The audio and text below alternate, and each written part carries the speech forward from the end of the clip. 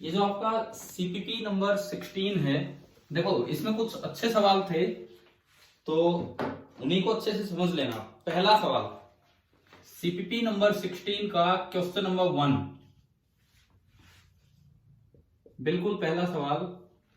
ये कितने बच्चों से हो गया था एग्जाम टाइम में? कितनों ने सही किया कि एक सोलेनोइड है? कर लेता सर। हो गया था पेपर में? सही। नाम बताना, अपना नाम बताओ जिनका ये हुआ था सही। ठीक है, देखो एक लॉन्ग सोलेनोइड है और उसका डायमीटर है 0.1 मीटर। ये इसका डायमीटर है 0.1 मीटर, ये दिया गया है। Has 2 × 10⁴ turns per metre. ये इसके ऊपर टर्न्स है, इसके ऊपर दुनिया भर के टर्न्स है। और 1 मीटर लंबाई पे जो टर्न होते हैं सोलेनोइड में, हम उसे स्मॉल एन से रिप्रेजेंट किया करते थे। और स्मॉल एन आपका दिया हुआ है 2 × 10⁴ metre inverse turns per metre, ये आपको दिया है। अच्छा, at the centre of solenoid a coil of 100 turns. देखिए इसके सेंटर पे कहीं एक कॉइल रखी गई है, 100 टर्न की एक कॉइल रखी गई है और रेडियस है 0.01 मीटर। देखो यहाँ पे एक 100 टर्न की एक कॉइल रखी गई है। अरे आप पहले समझो, क्वेश्चन है ये, आपको सीपीपी दिया गया है टेस्ट की तरह। आपको जो लगे ना कि ये अच्छा सवाल है तो वो नोटबुक में लिखना चाहिए, नहीं लगे तो कोई बात नहीं भाई, वो तो एक क्वेश्चन की तरह है। आप समझिए, मैं इसका ये वीडियो लेक्चर भी डालूंगा, दोबारा आप देख सकते हो अगर नहीं हो आपसे तो, बाकी खुद सोल्व करना नोटबुक में। देखिए बीच में कोयल रखी है जिसमें नंबर ऑफ टर्न्स है 100 और उसका जो रेडियस है, बीच वाली कोयल का जो रेडियस है दैट इज 0.01 मीटर, ये दिया गया है। आगे सुनो, the current in the solenoid reduces at a constant rate to 0 from 4 ampere in 0.05 second. ये कह रहे हैं करंट सोलेनोइड में जो करंट जा रहा था 4 एम्पियर से 0 हो गया कितनी देर में? 0.05 सेकंड में, बहुत कम टाइम है। In the resistance of the coil, जो सेंटर पे कॉइल रखी है, इसका रेडियस में स्मॉल आर लिख लेता हूं क्योंकि रेजिस्टेंस हम कैपिटल आर लिखते हैं। इस कॉइल की जो रेजिस्टेंस है दैट इज 10π² ओम, ये दिया है। तो total charge flowing through the coil in microcoulomb will be, charge flown पूछा है। पहले तो ये बताओ क्या चार्ज फ्लोन का एक फॉर्मूला हम डेराइव कर चुके थे उस लेक्चर में जिसमें charge flown due to EMI पढ़ाया था? बोलिए, ये बताओ, मैं एक फॉर्मूला लिख रहा हूं, क्या ये आप पढ़ चुके हो कि नहीं? Delta Q is equal to delta phi by R. Yes sir, yes sir, है ना? Change in flux upon resistance of the coil. अब चेंज इन फ्लक्स कितना होगा वो इसमें देखेंगे। जब 4 एम्पियर करंट जा रहा था सोलेनोइड में, भाई मान लो ऐसे करंट है तो उसकी वजह से ऐसे बी होगा इधर की तरफ। तो इनिशियली जो बी है, सोलेनोइड का फॉर्मूला आपको याद है, mu not an I. Solenoid का बी का फॉर्मूला याद है हमें, म्यू नॉट एन आई। बताओ मैग्नेटोस्टैटिक्स में सोलेनोइड का बी का फॉर्मूला पढ़ा था कि नहीं? Mu not an I. Yes sir. हाँ, तो वो लगाना है। बी इनिशियल निकालो पहले, म्यू नॉट 4π × 10⁻⁷ एन का मतलब है number of turns per unit length, ये यहां से देखा जाएगा 2 × 10⁴ और आई करंट, शुरू में कितना करंट है? 4 एम्पियर। तो आप बताएं ये बी इनिशियल कितना आ गया? इसमें से बी इनिशियल जो सोलेनोइड के अंदर है वो, यहां से देखो 4 × 2 8 × 4 32π × 10⁻³ फ्लक्स की यूनिट बताएं, मैग्नेटिक ना सॉरी बी की यूनिट बताएं। बी की यूनिट क्या होती है? ऐसा यूनिट टेस्ला। बी इनिशियल ये है। अब इसकी वजह से इसमें से फ्लक्स निकालना है, तो ये परपेंडिकुलर है, लूप के परपेंडिकुलर है, तो एरिया ऑफ द लूप जो होगा, ब्लू लूप जो हमने दिखाया, ब्लू लूप जो यहां दिखाया, उसका जो एरिया है वो भी इधर ही होगा। तो बी और ए के बीच का एंगल है 0 डिग्री। तो आप यहां से निकाल दो flux initial, number of turns into B dot A. Number of turns कितने हैं बीच वाले लूप में? 100। और बी डॉट ए करोगे तो बी का मैग्नीट्यूड ये रहा 32π × 10⁻³ इंटू इसका एरिया, एक टर्न का एरिया कितना है? πr²। एक टर्म का जो एरिया होगा that is pi are square, तो पाई इंटू आर का स्क्वायर करोगे तो 10 की पावर -2 तो पहले ही है, और ये हो जाएगा 10 की पावर -4, और दोनों के बीच में एंगल 0 डिग्री है तो cos 0। तो मेरे पास इनिशियल फ्लक्स आया 32 पाई स्क्वायर इंटू, देखो 2 पावर ये रही, -4 -3 -7, तो 10 पावर -5। फ्लक्स की यूनिट क्या होती है, मैग्नेटिक फ्लक्स की यूनिट वेबर। तो क्या हमें ये एक अच्छे सवाल की कैटेगरी में आता है ये, कारण मैग्नेटोस्टैटिक्स का भी यूज करवा लिया और ईएमआई का भी यूज करवा लिया, दोनों के दोनों चीजें यूज हो रही हैं। इधर देखें, पहले आपने मैग्नेटोस्टैटिक्स से बी लिखा, फिर ईएमआई की तरफ आप जा रहे हैं, और ईएमआई में भी चार्ज का यूज किया जा रहा है, तो काफी अच्छे लेवल पे क्वेश्चन है। फ्लक्स इनिशियल आ गया, फ्लक्स फाइनल बताओ कितना होगा, फ्लक्स फाइनल 0, क्योंकि फाइनली करंट 0 हुआ तो बी 0 हुआ, तो फ्लक्स फाइनल 0 हुआ। क्या इसका कोई यूज है इसका इस क्वेश्चन में, टाइम का? नो सर, बिल्कुल नहीं है। ईएमएफ और करंट तो टाइम पे डिपेंड करते हैं, लेकिन जो चार्ज फ्लो है वो टाइम से इंडिपेंडेंट है, ये हमने आपको बताया भी था, तो इसका कोई यूज नहीं है। अब देखो डेल्टा फाई कि भाई कितना मैग्नीट्यूड चेंज हुआ, डेल्टा फाई कितना आ रहा है, delta phi change in flux कितना आया, 32 पाई स्क्वायर इंटू 10⁻⁵। भाई इतने से 0 हुआ तो चेंज इतना ही हुआ ना, नेगेटिव हुआ, लेकिन हमें मोड़ लेना होता है यहाँ पे, इतना चेंज हो गया फाइनल इनिशियल का डिफरेंस, डिवाइडेड बाय रेडियस कितना है इसका, ना सॉरी रेजिस्टेंस 10 पाई स्क्वायर, ये पाई स्क्वायर से पाई स्क्वायर गया तो ये आ गया 32 इंटू 10⁻⁶ कूलम, चार्ज की यूनिट कूलम है, और इन्होंने माइक्रो में पूछा था, तो 10⁻⁶ को मैं माइक्रो बोल सकता हूं, तो चार्ज फ्लोन कितना आ गया हमारा 32 माइक्रो कूलम। ठीक है, आप बताएं क्या ये समझ में आ गया है कि नहीं यहां तक, क्या ये पहला सवाल क्लियर हुआ सभी को? भाई ये मैसेज भेजने वाले रुक जाओ यार, मुझे हर क्लास में बोलना पड़ेगा, ये बीच बीच में क्यों तो मैसेज भेज रहे हैं, क्यों इस तरह के ये दिखा रहे हैं इसमें, हर बार जब भी मैं स्क्रीन की तरफ देखता हूं कुछ ना कुछ लिखा हुआ मिलता है। देखो अब आप इधर देखो, कितने बच्चों ने एग्जाम में, तुक्के वाले हाथ मत करना कि भाई तुक्का लग गया 32, कितने बच्चों ने या किस किस ने, आप बस यस सर या नो सर ऐसे बोल देना, किस किस ने ये निकाला था ढंग से, जो तरीका है उस तरीके से कि भाई ये 32 आना था? Yes sir. एक, चलो कोई नहीं, फिर भी अभी सबको समझ में आ जाना चाहिए कि ये क्या था। देखिए सेकंड देखते हैं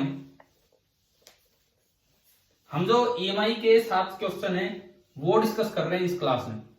क्वेश्चन नंबर सेकंड देखो, which of the following rules correctly tells the direction of induced current in a straight conducting wire moving perpendicularly in a transverse magnetic field? Transverse magnetic field था ये, और एक straight conducting wire है और perpendicular, कौन सा rule लगाया था हमने करंट की डायरेक्शन देखने के लिए? Fleming right hand rule. हाँ, इसमें 4 ऑप्शन दिए थे, फ्लेमिंग राइट हैंड रूल जो इसका आंसर है, फ्लेमिंग लेफ्ट हैंड रूल वो इंड्यूस्ड करंट की डायरेक्शन नहीं देता, फ्लेमिंग लेफ्ट हैंड रूल किसकी डायरेक्शन देता है? Force on A current carrying wire. हाँ बिल्कुल सही। तीसरा मैक्सवेल कॉर्कस्क्रू रूल, एंड चौथा है राइट हैंड थंब रूल। ये सब वेक्टर्स के रूल है, तो ये हमें यहाँ पे यूज करने भी नहीं थे। ठीक है, चलिए ये आपका हो गया question number second. Question number third, एक एक्सपेरिमेंट का सा डायग्राम इसमें दिखाया था आपको। क्वेश्चन नंबर थर्ड देखें, 2 कॉइल्स बना दी, कुछ टर्न्स देके, ध्यान आ गया होगा कौन सा क्वेश्चन था। इसके साथ तो गैल्वेनोमीटर अटैच है,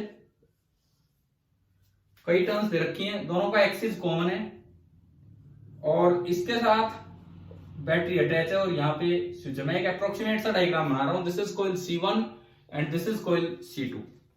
अब यहाँ पे एक टैपिंग की है, टैपिंग की वो होती है जिसको प्रेस करके रखोगे तो ऑन रहेगी, छोड़ते ही वो ऑफ हो जाएगी, ये होती है टैपिंग की। तो यहाँ पे 2 ऑब्जर्वेशंस दी गई हैं, 2 ऑब्जर्वेशंस, और आपको रॉन्ग ऑब्जर्वेशन छांटनी थी कि कौन सी है, रॉन्ग कौन सी है। पहली ऑब्जर्वेशन कहती है when the tapping key is pressed, जब आप इसको प्रेस करेंगे, the galvanometer shows a momentary deflection and the pointer in the galvanometer returns to 0 immediately. कैसा होगा? कि टैप करते ही मतलब इसको दबाते ही एक बार डिफ्लेक्शन होगा और फिर 0 पे आ जाएगा? बताओ। सही है सर। यस ये हमने पिछली क्लासेज में एक्सपेरिमेंटल स्टडी की थी तो उसमें बताया था ना, ये बिल्कुल सेम यही चीज। Yes sir. अच्छा, मोमेंट्री डिफ्लेक्शन इसलिए होगा, आप प्रेस करेंगे तो करंट बनेगा, करंट 0 से बढ़ के मान लो 1 एम्पियर हुआ तो बी बढ़ेगा तो फ्लक्स बढ़ेगा तो ईएमएफ आएगा और करंट आएगा। लेकिन बाद में दोबारा 0 पे क्यों आ जाता है ये अपने आप ही? हाँ, अब करंट कांस्टेंट हो गया। एक कांस्टेंट फील्ड में कि आप कितनी देर रखे रखो दूसरी कॉइल को, कोई ईएमएफ इंड्यूस नहीं होगा, तो ये वापस 0 पे आ गया। सेकंड ऑब्जर्वेशन क्या कहती है, सुनिए। When the tapping key is released, जब आपने टैपिंग की को रिलीज किया तो momentary deflection is observed again. Release करते एक बार फिर से मोमेंट्री डिफ्लेक्शन होगा, but in the opposite direction. क्या ये कल पढ़ा दिया था? हाँ जी, समझ में आ गया ना? क्योंकि आप जब रिलीज करेंगे तो करंट कम होगा तो फ्लक्स कम होगा तो उसको सपोर्ट करने के लिए आएगा, तो इस बार डिफ्लेक्शन अपोजिट डायरेक्शन में हो जाएगा। क्लियर है? इस बार बी को सपोर्ट करने के लिए आएगा, पिछली बार बी को अपोज करने के लिए आया था, और दोनों बार मोमेंटरी डिफ्लेक्शन होगा। मुझे लगता है कि ज्यादातर बच्चों ने शायद सही किया हो, लेकिन एक चीज बड़ी ध्यान से पढ़नी थी, दोनों स्टेटमेंट सही थी, तो क्या कोई ये तो टिक नहीं करिया है कि बोथ 1 and 2? देखो, दोनों स्टेटमेंट सही थी, लेकिन क्वेश्चन में पूछा है रॉन्ग कौन सी है। 1 and 2 ही किया था। तो इसमें पूछा तो, अरे बोथ 1 and 2 आंसर कैसे होगा? इन्होंने पूछा है कि रॉन्ग स्टेटमेंट कौन सी है, तो क्या कोई भी गलत है क्या इनमें से? अब मेरी बात सुनो, ये जानबूझ के मैंने रॉन्ग बनाया था यहाँ पे कि आप एग्जाम में ये गलतियां ना करें आगे से। कितने बच्चे ऐसे हैं जो बोथ 1 and 2 टिक करके आ रहे हैं इस पेपर में, इस क्वेश्चन में? Yes sir. तो यस सर के भाई, क्या ये क्वेश्चन, तो ये क्वेश्चन आते हुए भी आप गलत कर आए ना वहां पे? आपको आता था बावजूद इसके आप गलत कर आए वहां पे? रोंग नहीं देखा सर। हाँ, तो क्यों नहीं देखा? मैं यही तो कह रहा हूँ कि आगे से ये जानबूझ के रॉन्ग डाला था मैंने, कि ताकि कोई ना कोई इस गलती पे फिर आगे ध्यान जाए आपका, कि एनटीएससी के पेपर में भी जरूरी नहीं कि हर जगह राइट ही पूछा जाए, रॉन्ग भी तो पूछा जाता है। समझ में आ गया है ना? आगे से ध्यान रखना है। और फोर्थ भी कल बताई हुई बात मैंने पूछ ली। फोर्थ जो क्वेश्चन है, क्या पूछा है सुनो। इन द अबव एक्सपेरिमेंट, ये जो एक्सपेरिमेंट था, अगर आपके पास गैल्वेनोमीटर नहीं है तो आप क्या करेंगे, किस तरह से ये चीज जस्टिफाई करेंगे? हाँ, वो मैंने कल बता दिया था, उसके बाद ये टेस्ट में पूछा है। सुनो, ऑप्शन सुनिए फिर भी एक बार। एक कहता है कि C2 कोयल में एक आयरन कोर ले लो, उससे क्या फर्क पड़ेगा? हमें तो C1 में देखना है कि करंट है कि नहीं। दूसरा कहता है by connecting A small torch bulb in place of galvanometer. हाँ, ये तो हमने पढ़ाई था कल, बल्ब एक बार ग्लो कर जाएगा। तीसरा, by observing the sound produced near the coil. C1 के पास खड़े हो जाओ, आवाज आएगी, करंट आएगा तो ये तो बकवास सा फॉर्मूला। और चौथा, बोले भाई इसको पकड़ दो, करंट आएगा तो पता लग जाएगा। क्या ये सही है तरीका? क्यों, क्या गलती है चौथे तरीके में? क्या गलती है? क्या दोबारा बोलना, क्या गलती है फोर्थ मेथड में? हमें कुछ नहीं होगा, कुछ नहीं, कोई झटका नहीं लगेगा। झटका ही लगता तो फिर तो हमें पता ही लग जाता। हमें पता भी नहीं लगेगा कि इसमें इतना कम माइक्रो एम्पियर का करंट आया होगा। बिल्कुल स्मॉल इतने करंट तो हमारे बॉडी में वैसे चलते रहते हैं। कंट्रोल एंड कोऑर्डिनेशन पढ़ा है आपने बायो में? पढ़ा रहे हैं सर। हाँ, तो इतने तो माइक्रो एम्पियर के करंट वैसे ही चलते रहते हैं जितना करंट होगा, तो ये हम पहचान भी नहीं पाएंगे। इसीलिए ये फेल हुआ है, इसलिए नहीं कि झटका लग जाएगा, इसलिए नहीं। चलिए, चौथा सवाल आ गया समझ में? ठीक है, पांचवा सवाल, फिफ्थ। ये डायरेक्ट फॉर्मूला पूछा था फ्लक्स का, डायमेंशनल फॉर्मूला। क्या आपको याद था कि फ्लक्स की एक यूनिट जूल पर एम्पियर भी पढ़ी थी हमने? Yes sir. तो बस तो इससे बनना था, जूल का ml2 t-2 और एम्पियर का a-1। ये आपका हो गया फिफ्थ। सिक्स तो लॉ फ्लोटेशन पे है, उसको छोड़िए, मैं अभी ईएमआई वाले डिस्कस कर रहा हूं। जो 8 सवाल है, 5 हो चुके हैं, 3 और बचे हैं ना, 7 सवाल है, 2 और बचे हैं। क्वेश्चन नंबर 6 नहीं 7। ये भी एक अच्छा सवाल है। देखो, 7th भी एक काफी अच्छा सवाल है। आपको जज करना था कि इसमें क्या होगा। एक कोइल ये है, ये अरेंजमेंट ए दी है, एक कोयल दूसरी है, ये अरेंजमेंट बी दी गई है, और एक कोयल तीसरी है, ये अरेंजमेंट सी दी गई है। तीनों में ये डायमीटर दिखा रखा है, तीनों में ये डायमीटर दिखा रखा है। यहां डॉट फील्ड है, यहां भी डॉट फील्ड है, यहां क्रॉस है, यहां डॉट है, और यहां डॉट है, और यहां डॉट है। अब देखिए, इस बार करेक्ट स्टेटमेंट छाटनी थी आपको। ये लिखा हुआ है इंक्रीजिंग, इंक्रीजिंग, इसमें लिखा हुआ है इंक्रीजिंग डिक्रीजिंग, और इसमें लिखा हुआ है डिक्रीजिंग एंड इंक्रीजिंग। फील्ड का क्या हो रहा है वो इन्होंने लिख दिया। तो आपको ये पता करना था कि किस में करंट नहीं आएगा। ए बी सी तीनों में से भाई करंट उसमें आएगा जिसमें फ्लक्स चेंज होगा, और करंट उसमें नहीं आएगा जिसमें फ्लक्स चेंज नहीं होगा, है ना। ये बात तो मानते हो आप सभी कि अगर फ्लक्स चेंज होगा तो ही करंट आएगा। तो हम फ्लक्स लिख के देखते हैं। मान लो पहला केस है, पहला केस, सपोज मैंने आउटवर्ड डायरेक्शन को पॉजिटिव मान लिया, आउटवर्ड डायरेक्शन को पॉजिटिव।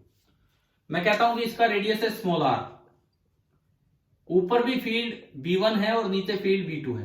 ये मैंने अलग अलग बोल दिया, ऊपर फील्ड B1 नीचे फील्ड B2। तो आप इसमें से फ्लक्स लिखवाओ, क्या होगा इसमें से फ्लक्स। अपर पार्ट में होगा B1 into pi are square by 2 into cos 0। हाँ जी भाई, आ रहा है समझ में। B1 into pi are square by 2 into cos 0, और लोअर पार्ट में होगा plus B2 into pi are square by 2 into cos 0 degree. Cos 0 1 होता है, दोनों में से pi are square by 2 common आ गया, और अंदर बचा B1 प्लस, अंदर बचा B1 प्लस B2। अब बताओ B1 टाइम के साथ बढ़ रहा है कि कम हो रहा है? डायग्राम देख के बोलो क्या हो रहा है। बढ़ रहा है। और B2 बढ़ रहा है। दोनों बढ़ रहे हैं, दोनों बढ़ रहे हैं। तो B1 plus B2 is also increasing. इसका मतलब this flux is increasing with time, this flux is increasing with time. तो बताओ क्या होगा, क्या इसमें करंट आएगा कि नहीं आएगा? करंट आएगा। कैसे आएगा, कैसे आएगा? क्लॉकवाइज कि एंटी क्लॉकवाइज? देखो ये फ्लक्स बढ़ रहा है तो इसको अपोज करने के लिए करंट आएगा। तो ये फील्ड बाहर है तो उसका फील्ड अंदर होगा, तो जो करंट बनेगा वो क्लॉकवाइज बना। आप बताओ क्या समझ में आ गया कि नहीं? देखो क्वेश्चन में तो खाली बस इतना ही पूछा कि करंट आएगा नहीं आएगा, हमने उसकी डायरेक्शन भी निकाली है कि करंट कैसे आएगा। अच्छा अब दूसरे में चलो। दूसरे में आपको कोई डायरेक्शन पॉजिटिव माननी होगी। मान लो मैंने अंदर वाली डायरेक्शन पॉजिटिव मान ली, सपोज मैंने अंदर वाली डायरेक्शन पॉजिटिव मानी। ये फील्ड B1 है और ये फील्ड B2 है और रेडियस है R। अब मैं सेकंड केस का फ्लक्स लिखता हूं 5 सेकंड। हाँ जी, B1 मैंने अंदर वाली डायरेक्शन पॉजिटिव मानी तो एरिया आपको अंदर मानना होगा। जैसे इसमें बाहर वाली डायरेक्शन पॉजिटिव मानी, एरिया बाहर माना, तो ऊपर वाला फ्लक्स तो होगा B1 into pi are square by 2 into cos 0। सही है ये तो, इतनी बात तो आई गई है समझ में। B1 into pi are square by 2 into cos 0। हाँ भाई यहां तक क्लियर आया, हो गया ये। सेकंड लिखवाओ कितना होगा? Yes sir. सेकंड कितना होगा? Second minus B2 pi are square upon 2 cos theta. Minus क्यों बोल रहे हो? बिल्कुल सही बोलो। देखो B2 बाहर है और अंदर पॉजिटिव आना, एरिया अंदर होगा। B2 बाहर, एरिया अंदर, तो उन दोनों के बीच का एंगल है कोस ऑफ 180 डिग्री। और कोस 180 -1 होता है इसलिए वो माइनस बनेगा। तो आप अगर यहां देखोगे तो ये बनेगा B1 माइनस B2, यहां देखोगे तो ये बनेगा B1 माइनस B2। हाँ जी भाई आ गया समझ में यहां तक? अब देखो ऊपर ध्यान दो, B1 तो टाइम के साथ इंक्रीज हो रहा है। सर एक बार रिपीट कर दो। देखो आपने अंदर वाली डायरेक्शन पॉजिटिव मानी, इसका मतलब आपने एरिया अंदर मान लिए। अब B1 ऊपर वाले में फील्ड भी अंदर है और एरिया भी अंदर है, तो उनका फ्लक्स लिखेंगे तो B1 इंटू एरिया, आधा एरिया इंटू कोस 0। नीचे वाले में फील्ड बाहर है और एरिया अंदर है, फील्ड बाहर है और एरिया अंदर है, तो कितना लिखा जाएगा फ्लक्स? एक प्लेनर लूप में एरिया एक ही साइड मानना होता है, चाहे अंदर मानो चाहे बाहर मानो। मैंने अंदर वाली डायरेक्शन पॉजिटिव मान ली, तो ये कितना लिखा जाएगा? B2 into pi are square by 2 into cos 180 degree, क्योंकि B2 तो बाहर है और एरिया अंदर है। क्या इतना आ गया समझ में यहां तक? Yes sir. कोस 180 होता है -1, तो माइनस B2 बन गया, पाई आर स्क्वायर बाई 2 कॉमन आ गया, और ये क्या बचा? B1 minus B2। B1 minus B2। B2 अब देखो B1 टाइम के साथ बढ़ रहा है कि कम हो रहा है? बढ़ रहा है। और B2 कम हो रहा है। मान लो पहले ये 6 था और ये 4 था, तो डिफरेंस था 2। पहले ये 6 था, ये 4 था, डिफरेंस था 2। अब ये और भी बढ़ गया, 7 हो गया, वो कम हो गया, 3 हो गया, तो डिफरेंस कितना हो गया? डिफरेंस 4 तो पहले डिफरेंस 2 था, अब डिफरेंस 4 हो गया, तो B1 माइनस B2 बढ़ेगा कि कम होगा? बढ़ेगा। तो B1 माइनस B2 बढ़े कि कम हो? बढ़े चाहे कम हो, कुछ भी हो, क्या वो टाइम के साथ चेंज हो गया कि नहीं? Yes, ठीक है। और टाइम के साथ अगर फ्लक्स चेंज होगा तो उसमें क्या इंड्यूस हो जाएगा? एक ईएमएफ, करंट आएगा। करंट किस तरह आएगा? इधर देखो, करंट इस तरह आएगा, इसको तो अपोज करे और इसको सपोर्ट करे, क्योंकि ये तो इंक्रीज हो रहा है, डिक्रीज हो रहा है। करंट इस तरह आएगा, उसको अपोज करे, इसको सपोर्ट करे, तो बताओ कैसे होगा? क्लॉकवाइज की एंटी क्लॉकवाइज?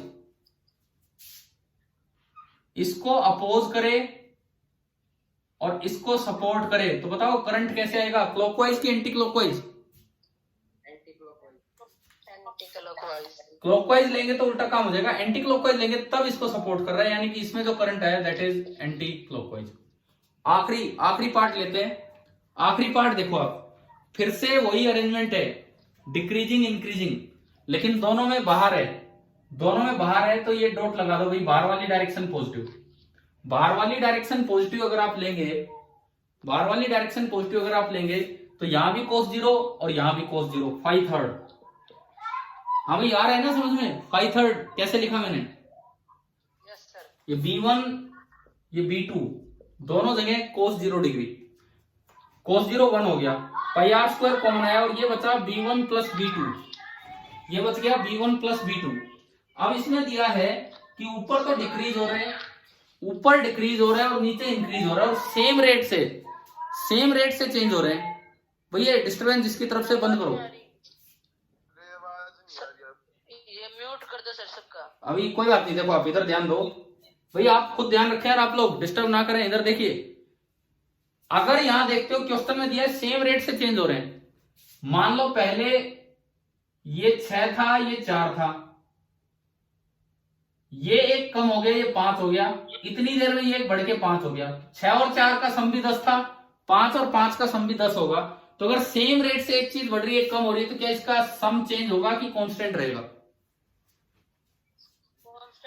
कांस्टेंट रहेगा। तो फ्लक्स इस बार टाइम के साथ चेंज नहीं होगा, और फ्लक्स टाइम के साथ चेंज नहीं होगा तो इसमें कोई करंट इंड्यूस नहीं होगा। बताएं क्या आपको ये क्वेश्चन समझ में आया? किस तरह से था ये? हाँ भाई क्लियर है सभी को ये सवाल? ठीक है, एक आखिरी क्वेश्चन पे आते हैं, आखिरी सवाल। वैसे हम मॉर्निंग में ही आपकी क्लास लेंगे, इस समय हमारे तो फोन में मैसेज आ जाता है कि भाई ओवर हीट हो गया है। इस कमरे में जहां मैं पढ़ा रहा हूं बड़ी गर्मी है, क्योंकि आपको पढ़ाने के लिए पंखा भी नहीं चला पाते हैं और धूप वगैरह भी है यहाँ पे, तो फोन ही खराब होने के कगार पे आ जाते हैं। आठवां सवाल, आखिरी सवाल। Conducting loop made of thin light thread has a soft film. कल मैंने सरफेस टेंशन के बारे में पढ़ाया था आपको। Yes, sir. तो कुछ इसका यूज है, लेकिन मैंने हिंट लिख दिया था कि कभी किसी बच्चे को ना पता हो तो वो ना कर पाए। हिंट दिया था ना नीचे की बीच में पंक्चर करते ये सर्कुलर शेप में चला जाएगा। क्या है देखो, अभी ये धागा यूं पड़ा है, अभी ये धागा यूं पड़ा है किसी भी शेप में, इसके दोनों तरफ फिल्म है, यहां भी सॉफ्ट फिल्म है और बीच में भी सॉफ्ट फिल्म है।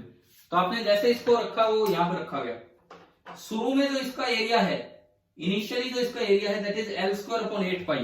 L अगर इसकी टोटल लेंथ है तो एरिया इनिशियल आपको दिया है L² 8π, where L is the length. अब ये लिखता है कि इसको small puncture is made in the inner film. अगर ये सवाल कहीं आएगा तो कोई आपको खुद ये नहीं बताएगा कि ये सर्कल बनेगा, वो आपको सोचना होगा। ये तो मैंने हिंट दे दिया था इसमें। इधर total charge phloem through the loop after the puncture, puncture डालने के बाद जो चार्ज फ्लो कर गया ईएमआई की वजह से, वो है Bl² n πr।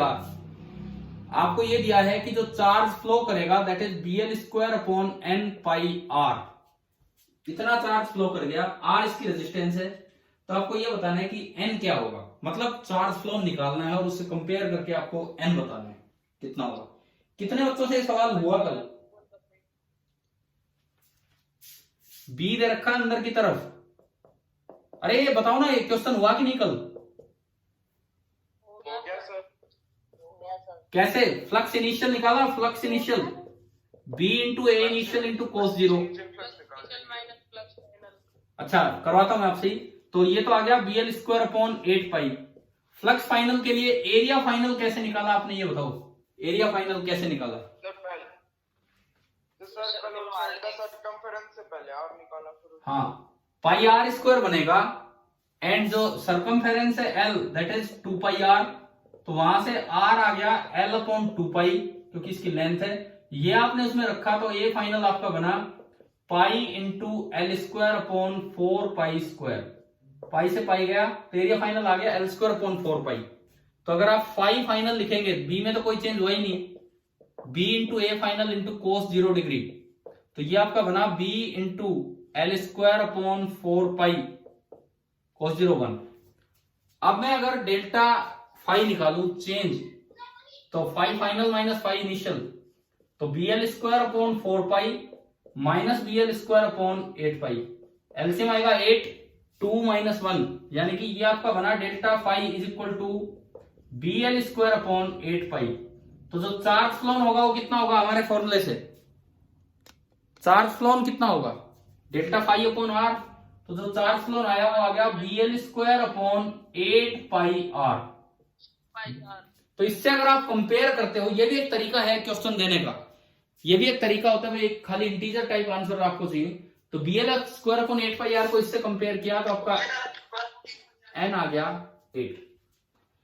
चलिए अब ये बताओ कि आपको ईएमआई वाला सारा पार्ट इस पेपर का समझ में आया कि नहीं, जो 7 सवाल दिए थे वो? ठीक है, अब हमारा कुछ लास्ट के 10 मिनट्स चल रहे हैं। मैं फ्लोटेशन वाले पार्ट का एक एक क्वेश्चन सॉल्व नहीं करवा रहा, लेकिन आपको एक आइडिया दे रहा हूं बस। क्वेश्चन नंबर 6 था फ्लोटेशन से। क्या हमने लॉ ऑफ फ्लोटेशन कल रिवाइज करवाया था आपको? लॉ ऑफ फ्लोटेशन, तो उसमें एक फॉर्मूला पढ़ा था कि कितना पार्ट वॉल्यूम का अंदर रहेगा डेंसिटी की टर्म्स में। Volume immersed upon total volume is equal to density of object upon density of liquid. केवल वो 2 बार लगाना था और क्वेश्चन नंबर 6 आपका हो जाता। क्लियर ना? 6 समझ में आ गया होगा, रेशियो वाला है। एक उसमें भी ध्यान रखना था, डेंसिटी ऑफ बी और डेंसिटी ऑफ ए का रेशियो पूछा है, ना कि ए इज टू बी।